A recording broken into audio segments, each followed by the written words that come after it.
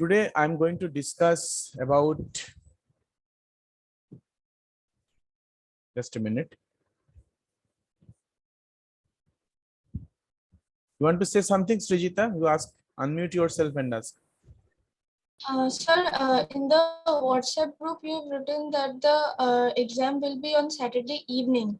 So, Saturday could you evening. please tell Okay, when? yeah, Saturday evening. If I have written Saturday evening, then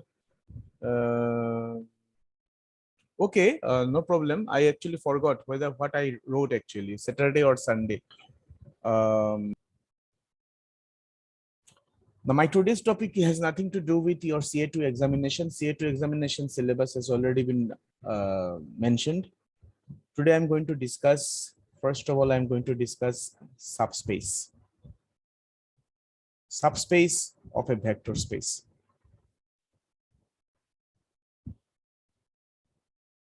Okay. And Sir,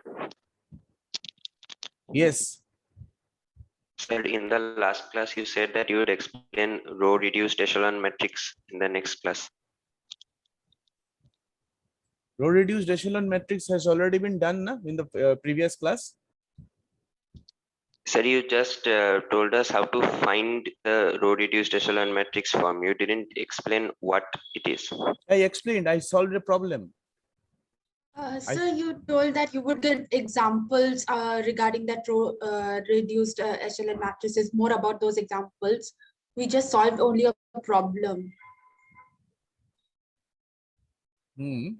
But syllabus has to run. Syllabus, if I stick to row reduced echelon, then will not be able to complete the syllabus. First of all, okay, I'm agreeing with you. First of all, let me talk about subspace, little bit of vector spaces, and then if I get time today, then we'll be doing the row reduced echelon form once again. Do you have any problem with row reduced echelon form? Echelon matrix, are you facing any problem? It's the what sort of problem you are facing? You tell me. Please, sir, the problem is that I'm facing problem in identifying which is a row reduced echelon matrix, because without those examples, without providing enough examples, I can't understand like which one is row reduced echelon matrix. Oh, okay. But I have understood how to solve those problems, how to solve those equations using those problems. But I can't identify that this is a row reduced echelon matrix. Okay, we shall discuss it with discuss about this later. But first of all, let me continue with the next topics of the syllabus. I will come to that point. Okay, later. Maybe in second session, I will be discussing that.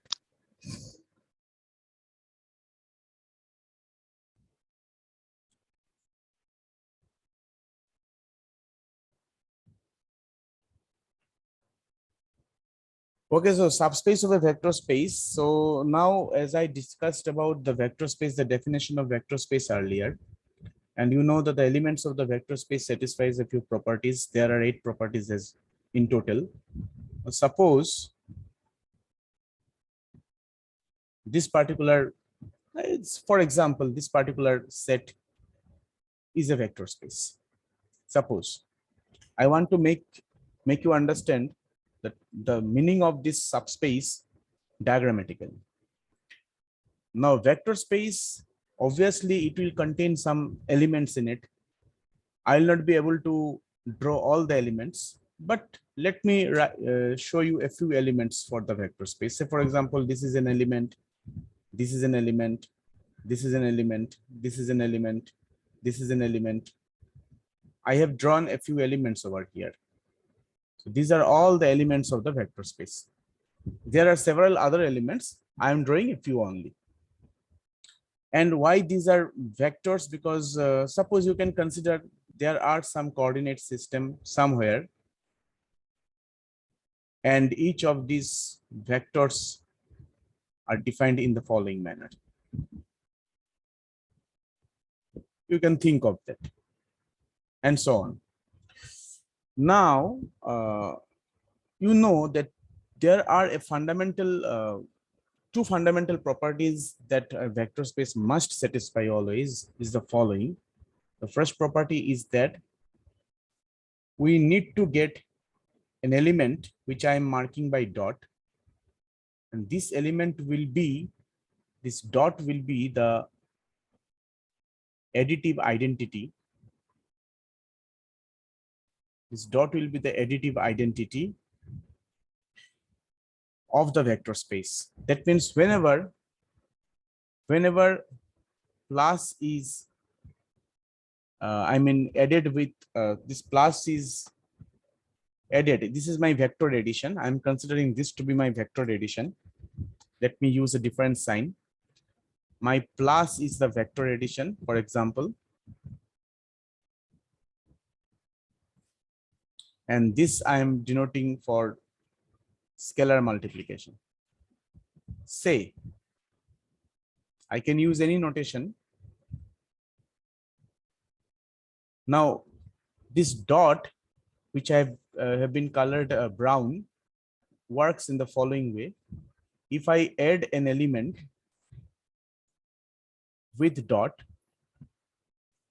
we get back the same element. This is the property of dot.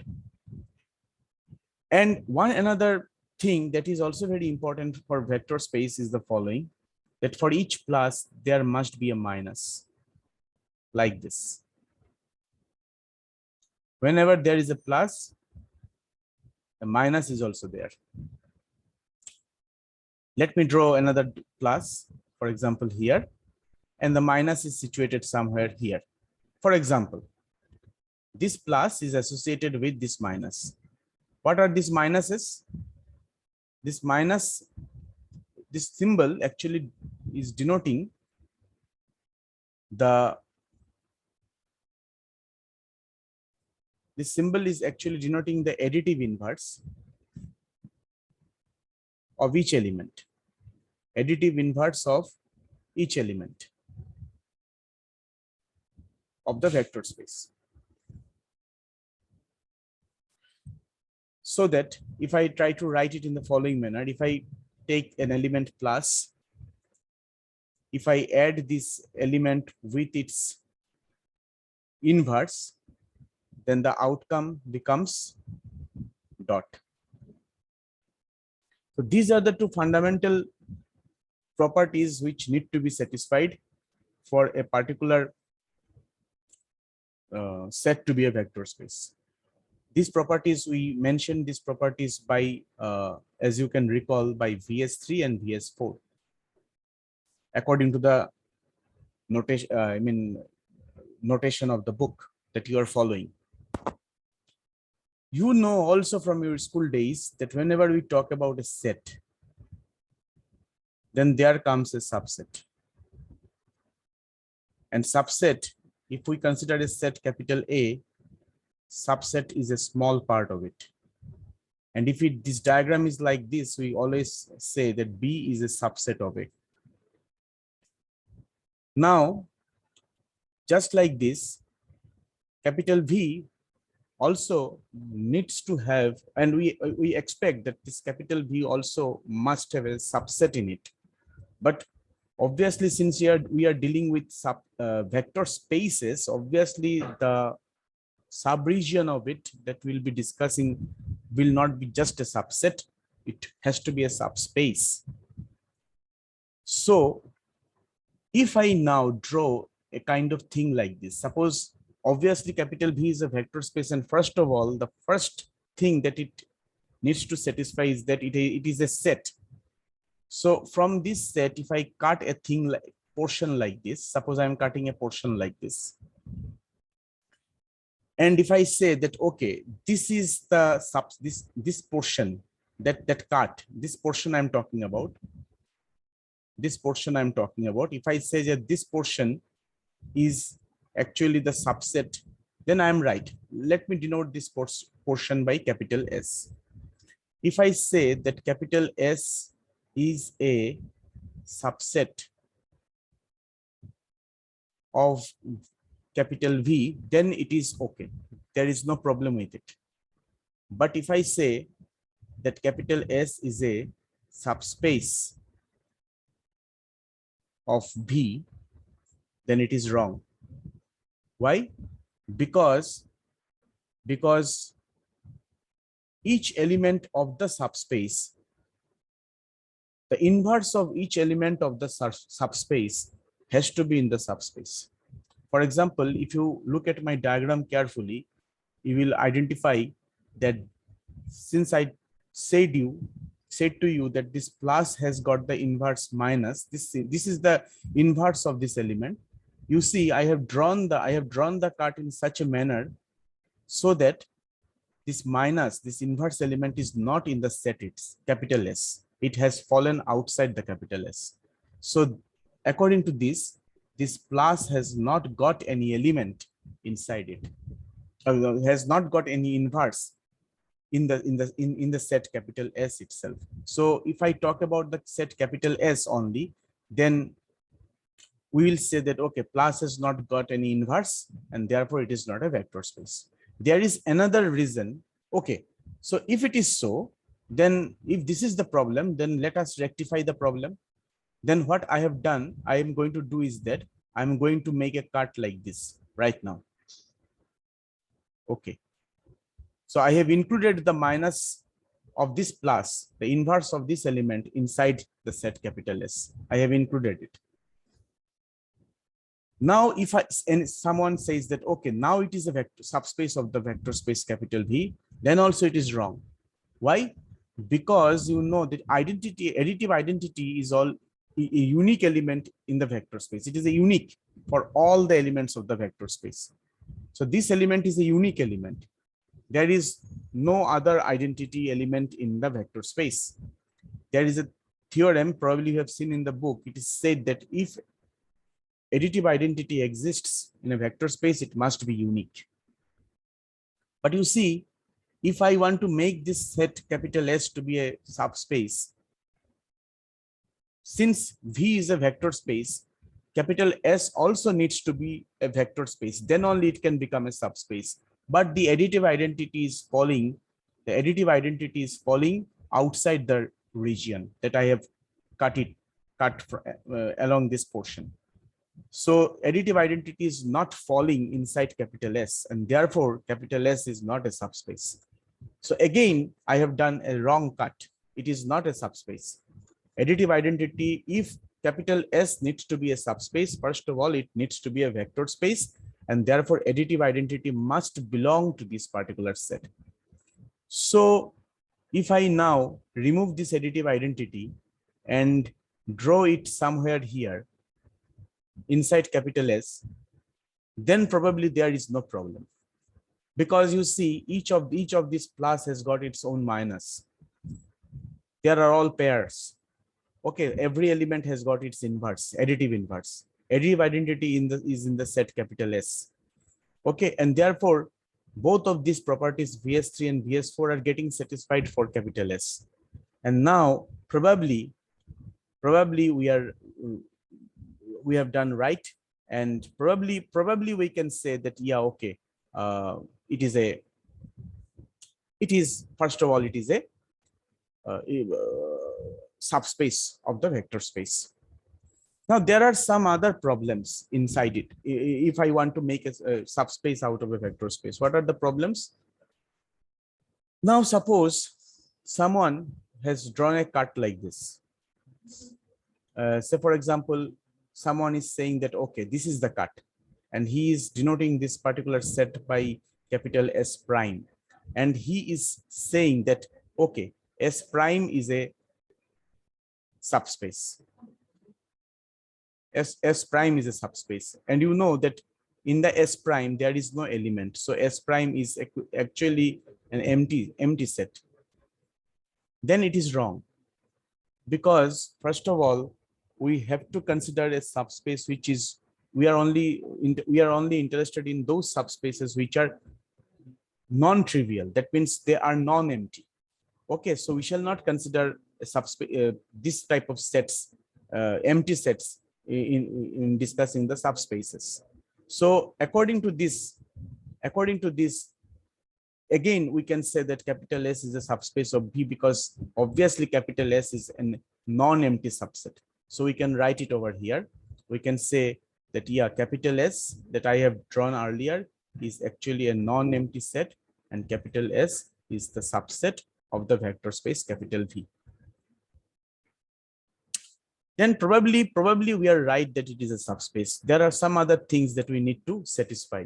First of all, one thing that is also very important. Suppose now I am considering this plus, which I am denoting by +1, and this plus, which I am denoting by +2.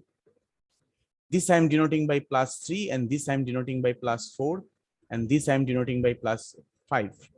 And consequently, all the minuses will be denoted accordingly.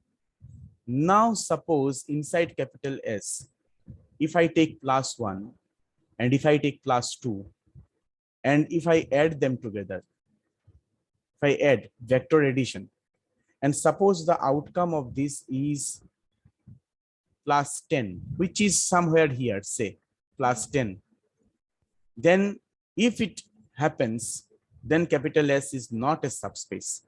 Then we will say that capital S is not a subspace, if it happens. If this happens, why? Because your set capital S should be closed with respect to vector addition also. So another property is that, let me erase this portion. Another property that we need to, it needs to satisfy is the following, that capital S is closed with respect to vector addition. That means if you consider +1 and if you consider +2, and if the result is +10, and if this is the +10, then this +10 must belong to, this +10 must belong to capital S, along with its inverse, minus. Okay, so every element when added with the other element gives an element which is again inside capital S. So this is what we mean by the fact that capital S is closed with respect to vector addition. Then probably S is a subspace, but again we have to justify one another point. What is that? Now suppose you know that every vector space,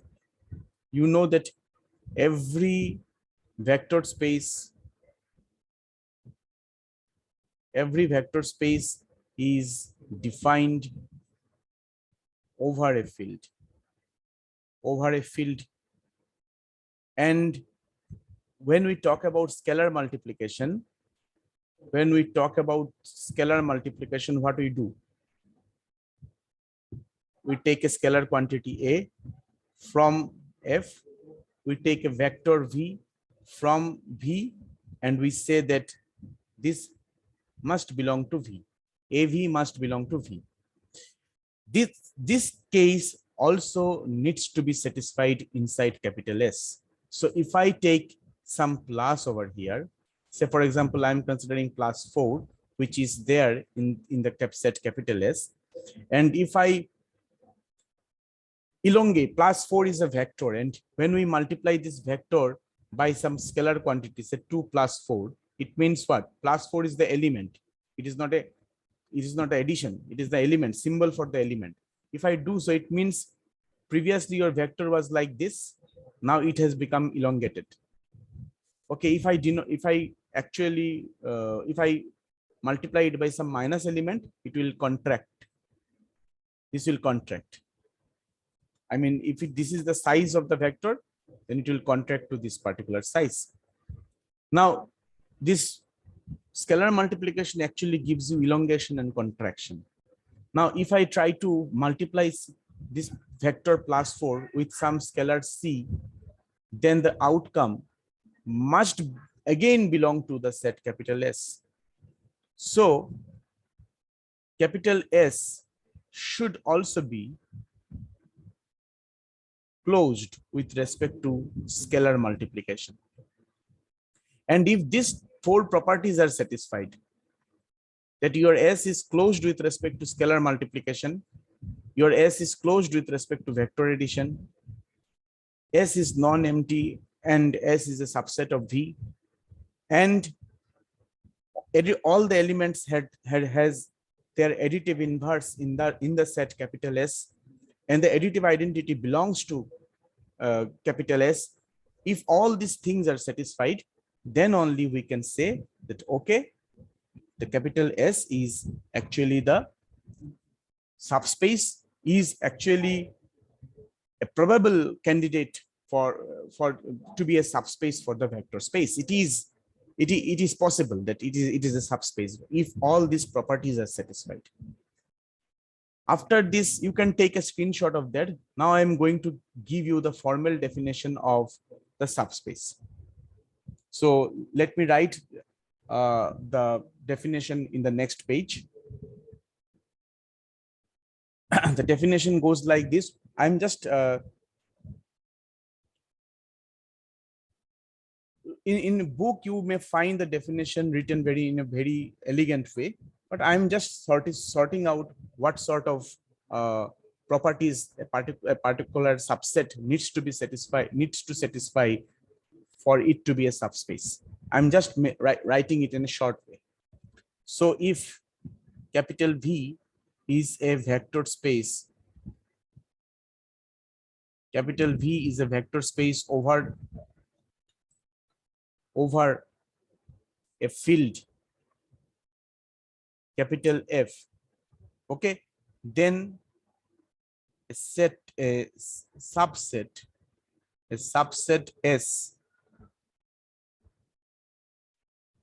of V, a subset S of V, that is S is a subset of V, and which is non-empty, which is non-empty, that is S not equals to phi, is a subspace of V, is a subspace of V if and only if the following conditions are satisfied. Number one condition is that if V1 belongs to capital S, V2 belongs to capital S, this implies V1 plus V2 must belong to capital S. For simplicity, I am denoting this plus as vector addition and dot as scalar multiplication. I may not use dot sometimes. If I simply write AV, you will understand it by A dot V. Remember. So if it happens, this is the property number one. Property number two means this is what we call S is closed. S is closed with respect to vector addition. Vector addition. Okay. Another property, the second property that it needs to satisfy is the following. If C is the field, C is the element of the field, and V is any vector from the subset capital S, then if we multiply C by V, which we simply denote by CV, then it must also belong to capital S, which we define as S is closed with respect to scalar multiplication. S is closed with respect to scalar multiplication. Number three property that it needs to satisfy is the following. The additive identity,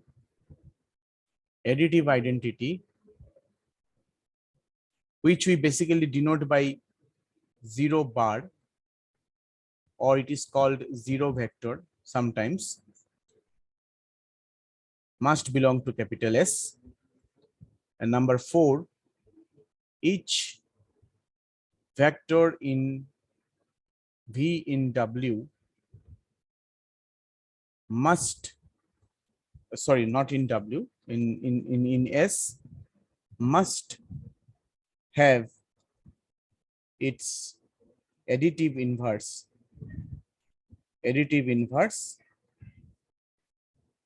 in capital S. So these are the four properties that needs to be satisfied if a particular set has to be a subspace. So these are the properties. Now there are many theorems that you can get in the, you can see in the book. I am referring you to page number 17 of the book that I shared with you. There you can see that after the definition, a theorem is there, theorem 1.3, several theorems are there. So why these theorems are important, the proof of the theorems are not required, but why these theorems are important is because whenever a particular subset, a particular set is given to you, a particular vector space is given to you, and a particular vector, a set is considered from this vector space, and you need to show that whether this set is a subspace or not, then you can take help of these theorems. So theorem says that if you look at the theorem I'm writing over here for you, theorem 1.5, 1.3 I'm referring. Okay, it is saying that let V be a vector space. Let V be a vector space and W is a subset of V. Then W is a subspace of V if and only if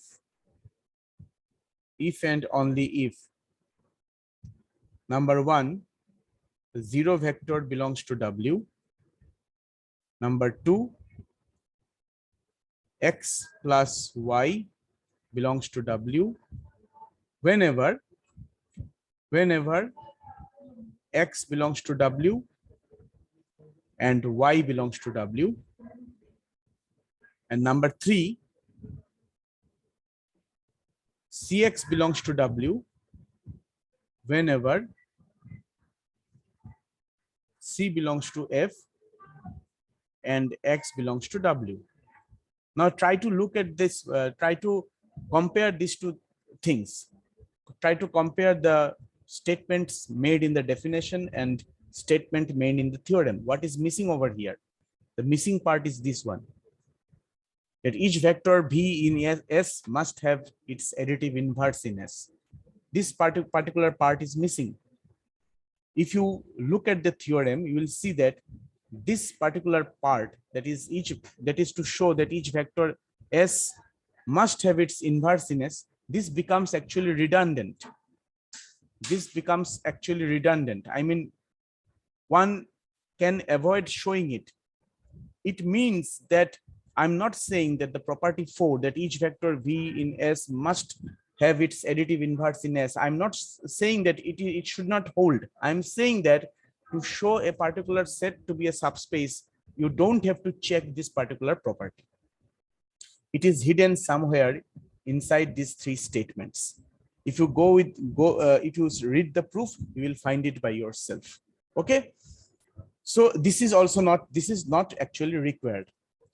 And in the exercise, if you look at the exercises, you will see that there are several other theorems that can be used for showing that a particular subset is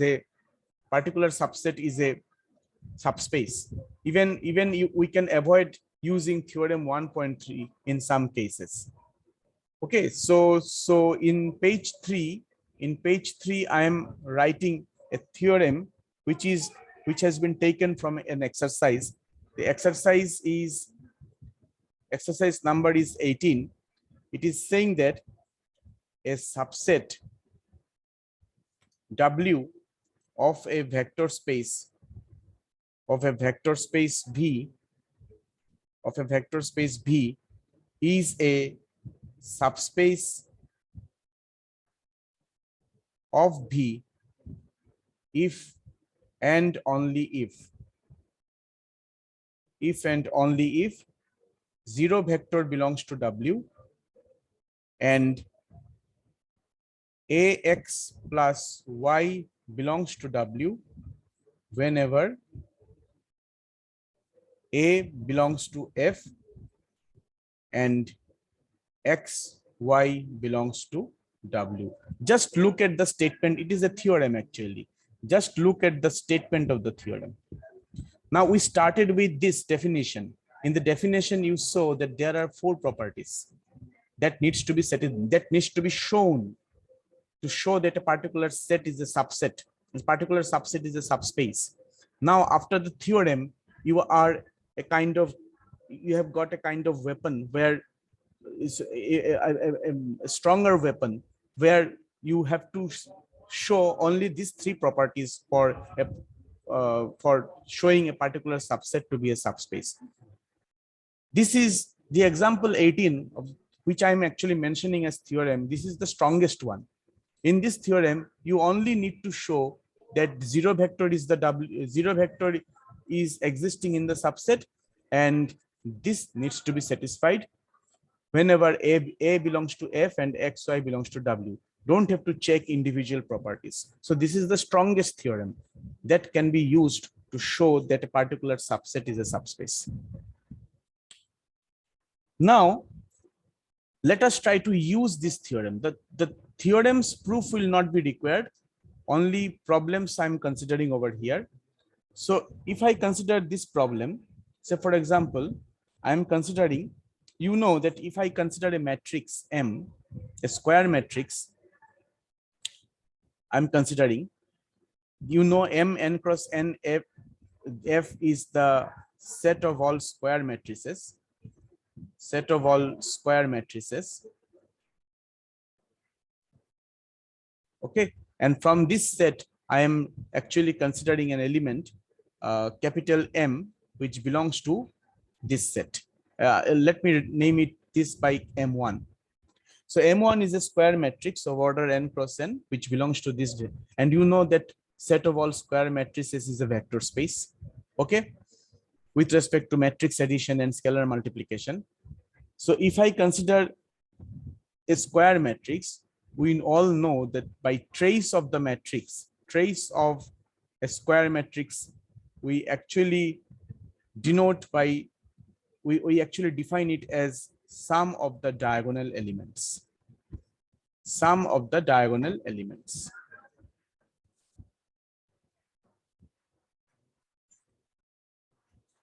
Okay, so suppose it means that, suppose if I take an element matrix like this, it is a square matrix, then trace of A will be 1 plus 1, which is equal to 2, and so on. So trace of M1 will be the sum of the diagonal elements of M1. So this is what we denote by trace. It's a very important quantity which is actually used in many different signs. Now the question is the following. We need to show that the set